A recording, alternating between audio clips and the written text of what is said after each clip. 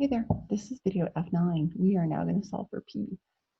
Solving for A is super easy. You probably just type it into your calculator exactly the way it's written and would have worked. Solving for I and N are almost the same. And it is a little harder, but I think I actually did too many practice runs with you. Solving for P is really tough until I show you the magic secret, and then it's pretty simple too. All right. Since P is an amount of money, we're going to round to 2 decimal places. So here's the trick. Well, let's look what we got here. So it's going to look like this. Now, it looks weird because you've got a P here and another P. But following our plan, 4,500 is equal to P plus, let's multiply that stuff together, 0.04 times 5, that's for 2.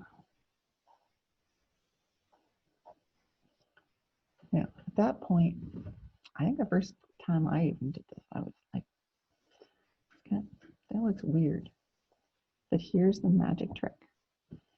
We are going to take,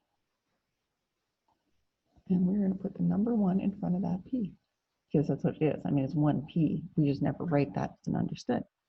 But now we can see when we add those together, 1 plus 0.2, 1.2P. And now it's not, oopsies. I don't know why I suddenly went to a lowercase p there. Now it's easy to do. Divide by 1.2. Divide by 1.2. So P is gonna be 4,500 divided by 1.2, 3750. And there we have it. Whoops, money.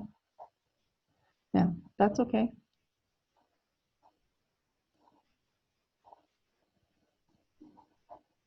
That's okay too. It's mostly just when you have like one decimal place there, it looks weird. Either one of those is fine. And I have a terrible nerves of steel and a dog. You want to check? And husband who's going to go check on the dog.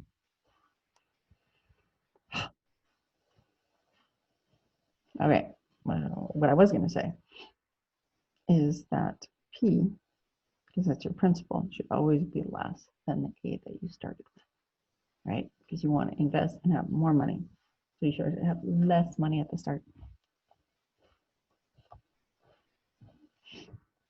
All right, so stop the video, check this out. Your turn.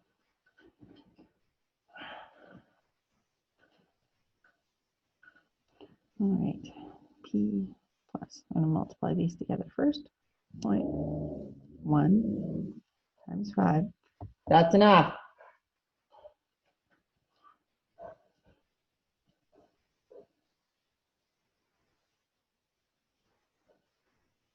Oh, notice how automatically over here, I just threw the number in front. That's okay back here. It just looks weird. I don't like that. So I'm going to do this 1 plus 0.5p. There. Everything looks nice. Oops, I lost my p too.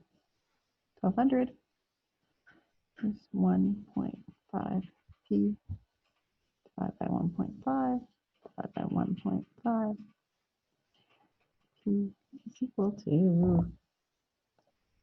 1200 divided by 1.5 and 800. And there we go.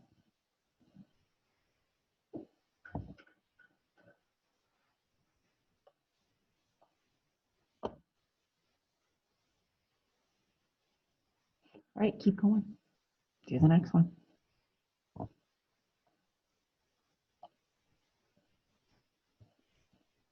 574.25 is equal to P plus, well, you know what, I'm going to put the 1 in right away. I'm also going to put the decimal part in front. Okay, using the right words, the coefficient in front of the variable. because that's just what looks normal. 9 times 3, 0.57p.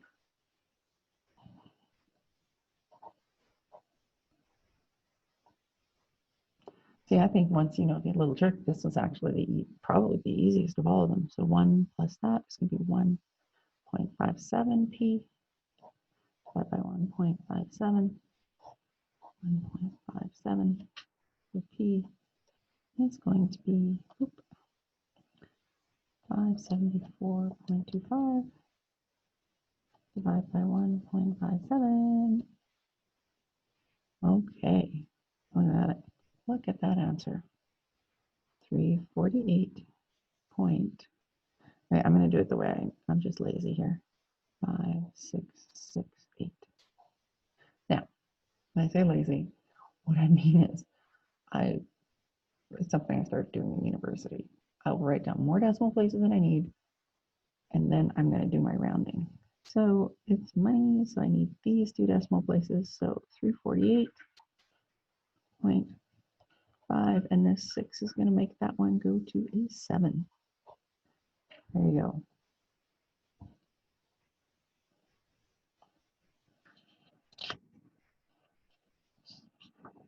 All right. Last one on this video. How much does Joanne need to invest now to have $50,000 in 5 years to buy her goat ranch? And there is our interest rate. A, P, I, N. All right, 5 years. 7.5 divided by 100. Oopsies. 0.075. Now, it's investing. Nope. It's how much do I need to invest now? So I don't know my principal. And I want to end up with $50,000. And then we got everything set up. Oopsies. That doesn't make any sense. P-I-N. 50,000 is equal to P plus P times I 0.075 times 5 years, 50,000. Yeah, I just realized this is probably one of the only time where you're substituting in and you actually have 2 variables up, but they're the same one, so it's okay. P plus, put the 1 in, remind myself, 0.075 times 5, 0.375. And then we're going to add them together. Okay, I don't want to shame you, but I'm hoping you don't go 1 plus that on your calculator. If you do, you know what? It's a bad day. It's all good.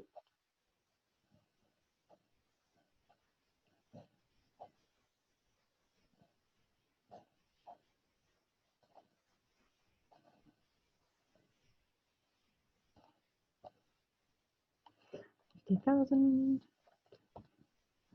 divided by 1.375. Oh, okay. That's a weird number. 36, 3 point. Oops.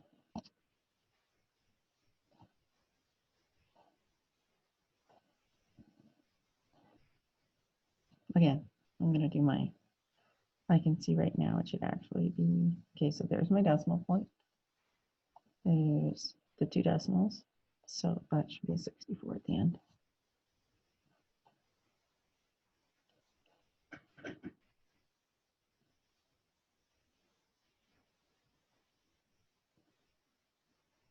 And there we go. I only have, let's see, I did it again. Sorry. There we go. I only need $36,000 now to get my money in.